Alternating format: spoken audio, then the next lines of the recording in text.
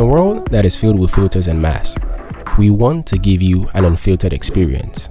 Welcome to SOTÉ. Yes, Salt of the Earth podcast, a Christian podcast where we teach you how to apply the Word of God with wisdom into your everyday lives. If you're ready to take off the filters and learn how to be the salt of the earth, stay tuned to SOTÉ.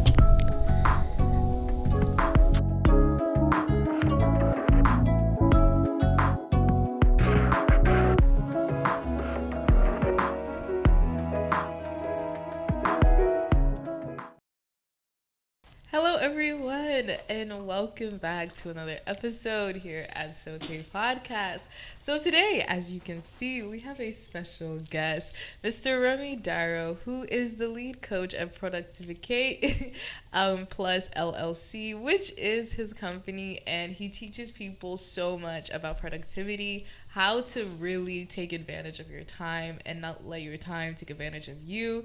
And so he's really going to teach us how to not procrastinate. Because if you remember, we talked about doing this episode a while back.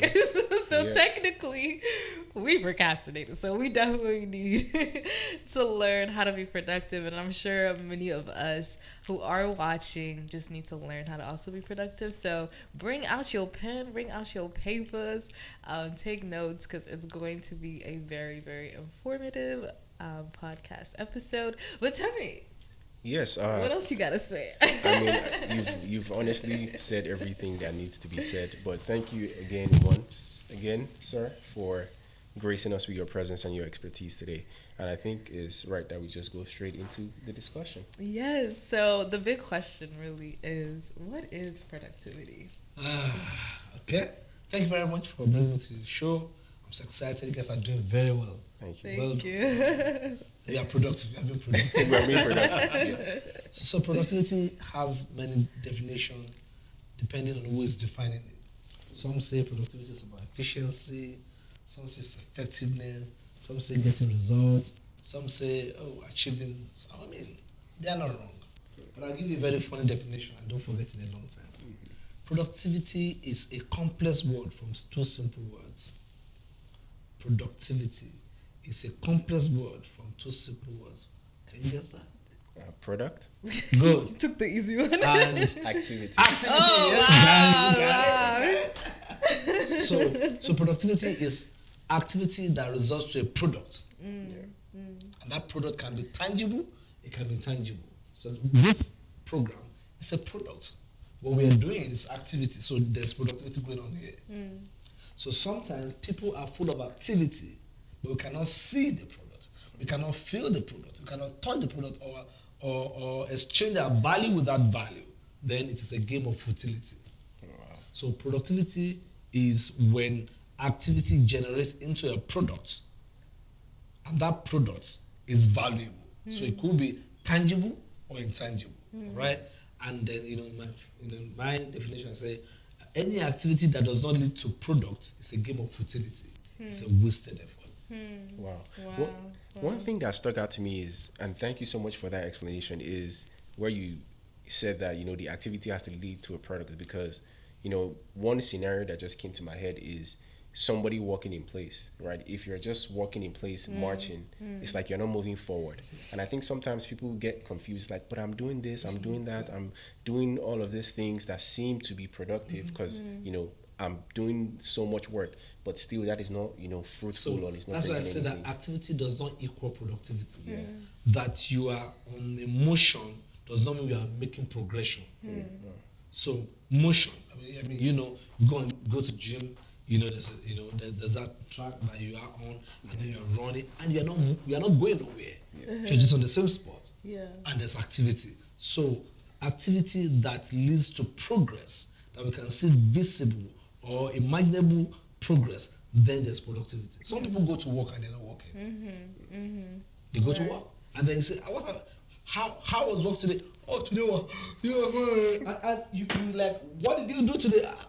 Oh, yeah, I'm just going around. You see, this person is not productive. It's just full of activity, moving around the office, take coffee, or check the Facebook status, check Instagram, move around, and by 5 o'clock, I'm going home. Guys, well done. Have we done? Yeah. So productivity is when activity generate into a product, either tangible or intangible. That's very powerful thing. And I think another thing, based on what you said, was like your environment also doesn't mean that you're automatically gonna be productive. So just because you went to the gym, just because you went to the gym doesn't mean that, I'm gonna lose all these pounds or I'm gonna gain all these muscles. Like, going to the environment is a great step, but if you stop there, it's still not productive. And so it's important to make sure that your mindset is already set to be productive. Because if you're just thinking like, if I just buy all the athletic clothes, if I just look the part, maybe I'll be the part. No, you have to actually, put in that work. And that so the time is hit the road. Yeah. You can have a good car, a good tires, and everything set, and then you're there. Oh, nice car. Nice car does not take you to the next place. Yeah. Does not take you to the next destination. Yeah. There must be somebody that must put fire in, and then we'll move it on. Mm-hmm. If not, your life can remain static without productivity. Right. Okay.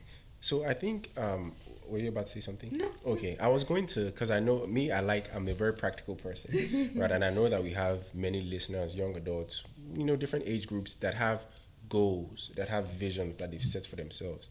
And so if you can, is there a way where, okay, let's say I set this goal for myself, is there a way where I can measure my productivity, or what type of tools can help me, reach towards that goal and be productive towards that goal? I don't know if you understand my question. I do. So there are different ways you can measure productivity. Yeah. And the simplest way is to say, what do I want to do today? In the night, what have I done? Measure it. So setting goals makes clearer for you to say, these are the things I would like to do today, or the things I said I would do today. Then now it's night, or now is the closing hour, or closing time. What have I done? No matter how you've been running here and there, helter-skelter in the office or around the area, or moving around, even driving around town, if those lists were not ticked out, you are not productive. You've not been productive that day. You could be busy doing other things. You could also be busy doing other people's thing, or be busy jumping on other people's goals. But your goals not fixed, then not productive. So you need to have that reflection. What would I do today? What would I do tomorrow? And then at the end of that day, what have I done today? Like today, we'll be in the studio, we'll do recording, productive. And I didn't do this, I didn't do this. So tomorrow, I'm going to add this to my list.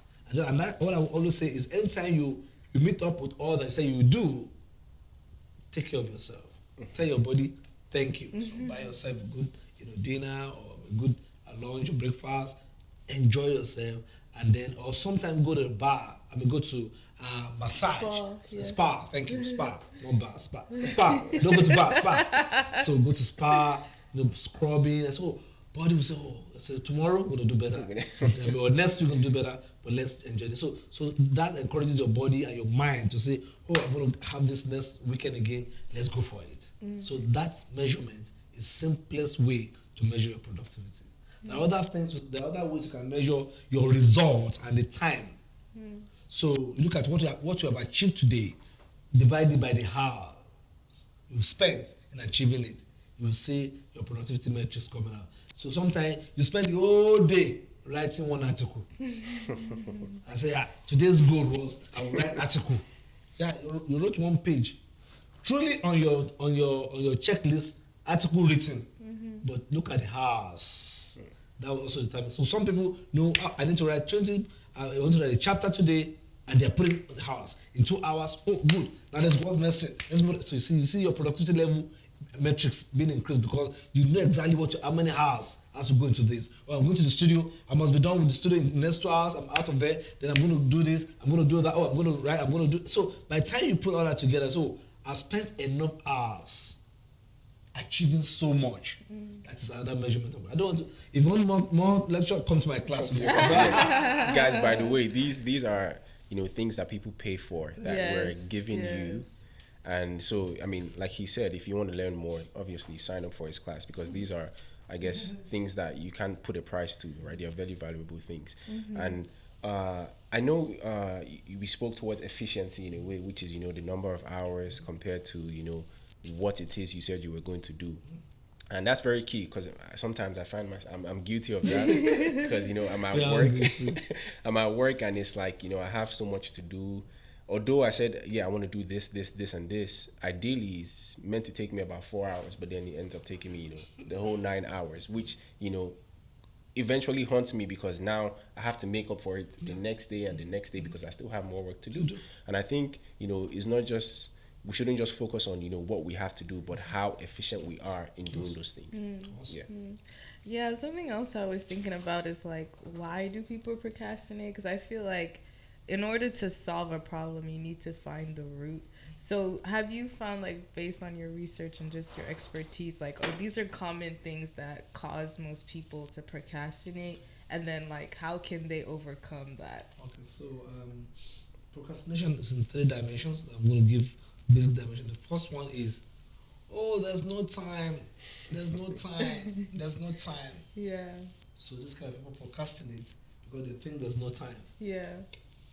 2, kind of people procrastinate. There's plenty of time. I'll do it later. That's the lazy one. Because sometimes there's no time. People are busy people, or they're procrastinating things. I'm so busy. There's no time. Procrastination. The lazy people say, there's no. I mean, there's enough time. There's enough time. Yeah. There's enough time. There's enough time. I'll do it later. I'll do it later. The third one there's no perfect time. I need to get a perfect. No, for this thing, I need to sit down, get a kind of particular chair, have my system on, then I have this app. I need a particular app. I need to get the app. Then I will now set my system, then put my camera this way, and they keep saying that every day, and there's never a perfect time. So for those who are saying there's no time, they must find priority to look for. There's no time, but there's plenty of time. There's plenty of time. That's the first one. Who are saying there's plenty of time? They must know that if there's plenty of time, they must maximize the time. And for the other one, say, there's no time. They must find priority for their lives. So what is important to me? If then you find priority for that thing comes on the first on the list. And one of the rules that I use is what to be done now, don't push it tomorrow. Do it now. I need to make a call now, make the call now. Yeah. I need to write something, write it now. So what I do, I use my notes on my phone. I need to call somebody. Immediately I remember that, so I cannot make that call. I quickly put it, I need to call this person in 5 minutes, in 10 minutes, or tonight. I put it there. So how you not procrastinate is to say anything you think of doing, don't do it later, do it that time. Another one is to have an accountability person who say, please remind me to call. Or anytime I don't post on YouTube, I owe you 1,000. I'll be broke. So when you guide yourself, it could be $100. When you guide yourself with such people around you, and you know you're accountable to them, your productivity will go up, procrastination will reduce. Then those who say, I need a perfect time. No, start perfect on the way. We need to remove this. We need to edit this. But I've done this. Let's do the second edition, third edition. Let's check this. So you see, you are making progress than you are thinking in your mind because there will never be a perfect time. If you are using a particular app today, you'll be shocked that there's a new app. A new release. I need to wait for that one. Somebody also say there's an app coming out in September. I'm waiting for that one. We are waiting for something. So you are not doing that thing yet because you are waiting for something. So don't do that. What they call excellence is exceed the seller. The root word for excellence, I think Greek or Latin, is exceed the seller. Going beyond the ceiling. Going. It's a going thing. It's not sitting thing. So you can't be excellent sitting, excellent thinking, excellent not doing anything. Excellence is in doing, redoing, retouching, repackaging, rearranging. Before you know, you are becoming excellent on that path. Those are the mindset that will kill procrastination. Wow. That was. I learned so much and just like that's so much wisdom. That's really powerful, and I would like to just speak on that one more. Procrastination, because I was watching a video back when I was in college, and and why people procrastinate, and a solution to that, especially when it comes to reading and studying, because this was something I actually used to use when I was in college. Is when you feel like doing something, right? the first thing that comes to mind is, oh, I don't feel like doing this thing. Like, I don't feel like studying for this exam. And the trick is just start doing that thing. And you would see, which the funny thing is, you will see that your mood can change like in a second.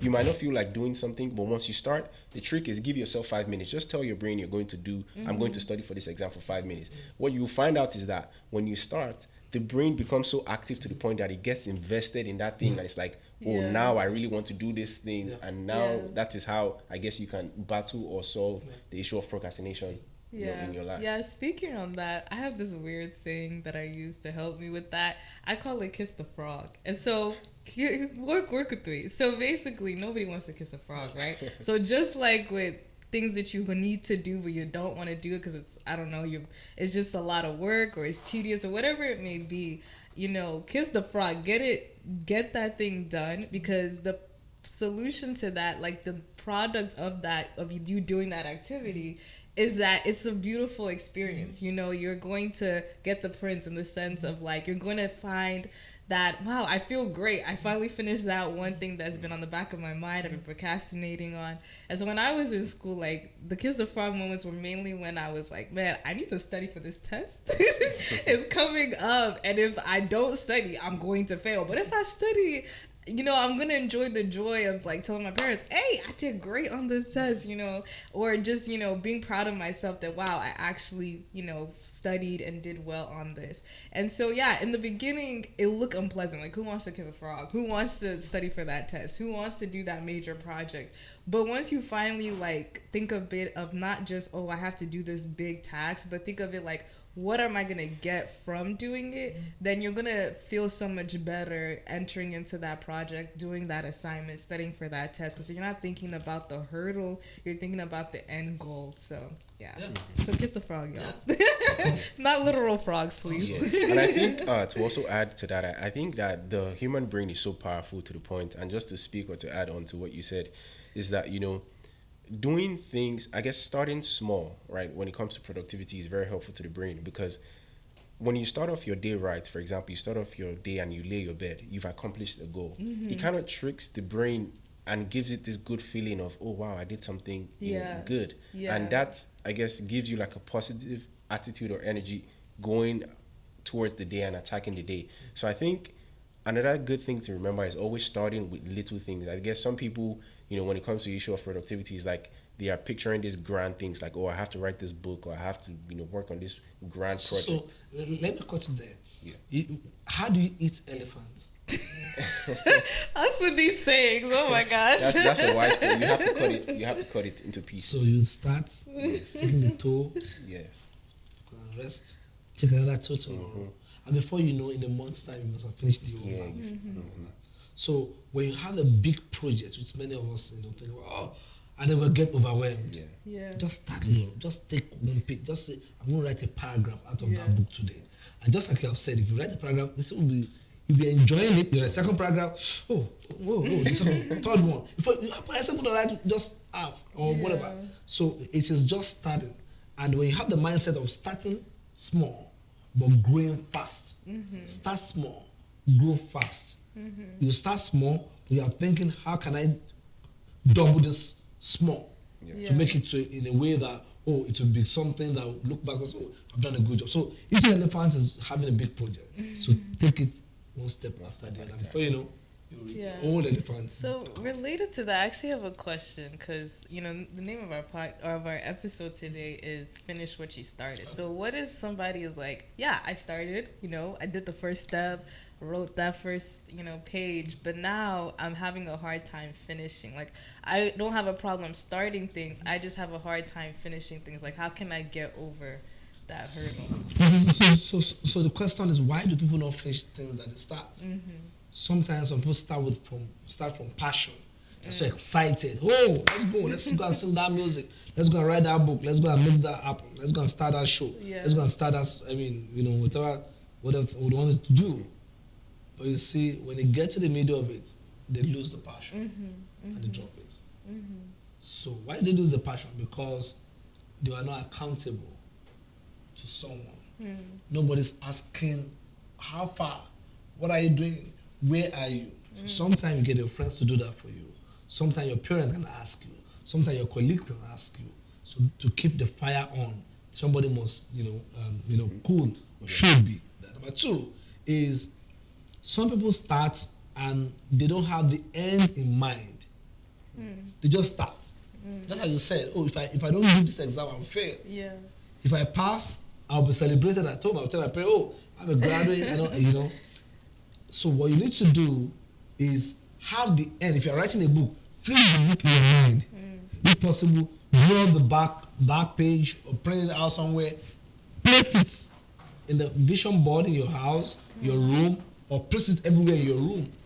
You're like, I've written a book with your name. I've written the exam. I've got the certificate. So do the certificate or write a check. I've gotten it. So our mind has a way of being tricked if you do those things. It's like don't, because our mind does not know the difference between yesterday and today and tomorrow. Without thing you show your mind, it's like, yeah, good. So if you tell your minds lie, your mind believes the lie to the point that it becomes truth. Yeah. Don't touch it. Fire. And then if you touch it in fire, in fact, if you try it, it will shock you. Why? Because you've already programmed your mind. Right. So programming your mind for the end of that thing. Looking at the end will make the journey smoother for you because you already know I need to pay price. And do you know why people who do exercise, who stay on the floor, who do karate and all those, why don't they feel those pain? They don't feel the pain because they are looking at the belt. If I go through this pain, the belt is there. Black belt or something belt, oh, I'm going to go through this. So pain becomes useless when the picture is clear. The picture of the end is clear. Oh, I can't read this book. Oh, I'm getting tired.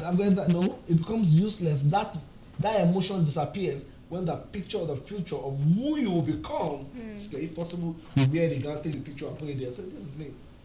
Yeah. In 3 years' time, 2 years' time, or whatever. So that's another way. Another way to also finish strong is to find somebody who looks like where you're going to. Yeah.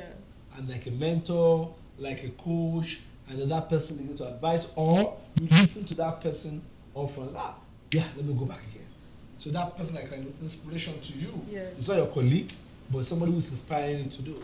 And finally is to find your why. Why are you doing what you are doing, or why should you do it? If you find your why, it will be a driver. Why are we doing this show? Right. So if you find the why, when you look up this person, no, I don't feel like waking up. We need to do because, or I need to do because. So your why must go beyond money. Because if somebody pay you higher money, you drop it. Your why must connect with your purpose, with your mission, with your identity of who you are. When there's an alignment of that, productivity is very faster. Because what I'm doing is not because they will pay me. They could pay me. But it's not because somebody will say, well done, or say, oh, good job. You don't even need that. You are already telling yourself, guy, you're doing well. You're doing well. You're doing well. And when you have internal why, internal driver, external people will say, wow, that's what they will now shout. You're doing a good job. I didn't know. I didn't know because I've told myself why I should do what I'm doing. So I don't need your external. So external compliments is just a compliment. Yeah. You've already complimented yourself internally why you do what you do. So at that level, just skip through. Wow, this has been a great episode. Honestly, like my last question, because I really want us to touch on this, because when you were speaking about it before we started the podcast, I was really like amazed and learned so much from it. But what is your understanding of productivity from a biblical standpoint? Because I feel like the way you explained it really like motivated me, like, wow, okay, this is not just my expectations, not just my parents' like this is what God expects me to do, to be productive and be fruitful, you know. So in the Bible, Genesis chapter 1 verse 28, or if you Genesis chapter 1, you see God creating the universe, there be light. So if you are watching a movie, what's going on here? Let there be light. It was like, wow. Oh, let there be firmament, or let there be water. Then there was fish, there was this, and there was that. And what's going on here? And then on the sixth day, I said, now let us make man. So he made man. I was like, wow, so this is the person we've been waiting for. Woo, woo, woo, woo. And then chapter 28 said, and God blessed them. So the word them Imagine just one person.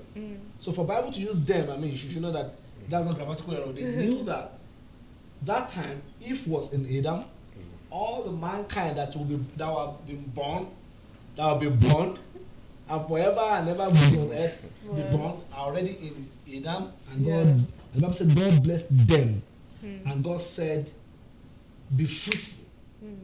Be fruitful, which is the first one. I don't want to go deeper into the rest. I mean, we will not live here. So let's just stay on productivity. Be fruitful means be productive. To me, to understanding, it is not a commandment. It's not that, oh, wait, you this man, go and I release you, go and be productive. Go and, no. It's like I have blessed you. I gave you the environment, I created it, just like I put in the office, I prepared the atmosphere, I on the AC, I put on the lights, everything set for you. I put in the food in plants, food in animal, guy, and I load you. I've loaded you, therefore be fruitful. Give me fruit of the seed I sow. So be productive is an expectation, not a commandment. So I'm saying, I'm expecting you to give me fruit to be productive because you are loaded. So and that is not for Christians. Anyone that's on earth, that's a human being, is expected, and that's why people who don't believe God, they're also productive. Yeah. I mean, they could also be productive because the principles of productivity is universal. Yeah. Loaded, potential, turn it around, put activity to it, bring it out of products. Yeah. And then I don't go into different level of productivity and all that. But you see, when Jesus came, what Adam lost, he came to put it back. And if you read Genesis chapter 15, which we can call the will of Jesus, that was the chapter where Jesus was saying goodbye to his disciples, was about to die. So he was giving them his will. Guys, I'm going, but these are important things you need to learn. Genesis chapter 15. He said, I am the vine, you are the branches. You are connected to me. He said, anyone who is not connected to me will not be fruitful, will not be productive. So he said, if you are connected to me and I'm connected to my Father, be sure of your productivity. Therefore, you see, God talking about fruitfulness, Jesus talking about fruitfulness, there's something about that. That means the heartbeat of God is productivity, fruitfulness. And fruitfulness, to majority of our Christians, will say, oh, the fruit of the womb. Oh, look at that. Look at the children. That's the lowest level of productivity, which is the fruit of the womb. The second level is the fruit of the brain. And that's why I see some people, I don't want to mention brands here, who don't have too many fruit of the womb, but they have fruit of the brain. Like apples of this world. He had only $1. Lisa. Microsoft has, probably, I remember, how many children does Microsoft have? But you see, the fruit of the brain of a Steve Jobs or of a Bill Gates. You can count as much as possible. That means we should not just be praying as a Christian for fruit of the. We should not just be praying. I'm not saying there's nothing wrong. We should pray for the fruit of the waist, which is the fruit of the womb, and the fruit of the brain. Because if you have many fruit of the waist, which is the fruit of the womb, without fruit of the brain, your children will suffer because the fruit of the brain takes care of the fruit of the waist. And the last one is the fruit of the spirit, which is not Galatians 1. The Galatians 1 is not what I'm talking about now. This fruit of the spirit is when your spirit is so loaded, and then you go into the spirit to create fruit from the spirit. And that's when you do what's called inquiry prayer. Inquiry prayer is when you pray in tongues, you have your Bible, you have your pen and paper, you are asking God. You are praying the spirit, praying the spirit, praying the spirit, praying the spirit. God, show me, give me, show me, give me. And then inside the fruit of this, the fruit, something is bath. And that thing can be wow. So we've not seen this before. You've just touched your spiritual fruit seed when you brought out the fruit. So those are 3 dimensions. And I don't want to go into this. This Go has, to his class. Yes, this has been very powerful. Yes, this has been very powerful. And I guess to wrap up, is there a way, if because I can imagine myself being an audience listening to this, right? And I'm like, wow, I really want to learn more about what like you have said and what you've taught today. Is there a way people could reach you? Maybe you have social media handles or a website or something like that? Yeah, Remi Dairo everywhere. But on Instagram, Remi.Dairo. Okay. Facebook, Remi Dairo is filled up, so Remi Dairo 2. Okay. It's two Remi Dairo 2. On LinkedIn, Remi Dairo. Everywhere, Remi Dairo, Okay. Remi Dairo. And then you can also check me out on every other social media. I mean, it's just Remi Dairo. You find me Okay. there. On Twitter, Remi_Dairo. You Okay. can find me there. Okay. And then we always connect. All right, that's powerful. And Wow. guys, all of those handles will be floating on the screen, Yes. so that yes. would help you guys. But thank you once again, sir, for this, wonderful and phenomenal things that you shared today. We Yeah. really, really do appreciate your presence here. Thank you. Is there anything you want to say? No, honestly, I'm speechless. Honestly. I'm gonna be going home taking some notes. Like, I hope you are at home are taking notes as well. This has been an amazing, amazing episode, and I'm glad we low-key procrastinated because we got a great guest. You see, it all worked out for It good. all worked because I out. don't think I would have We done wouldn't have justice given you to this this type of content. But Yes. anyways, guys, you know what to do. Subscribe, like on YouTube, on Spotify. You could reach us literally anywhere, to be honest, like any platform, and even on YouTube. And until next time, Stay tuned to SOTÉ. SOTÉ.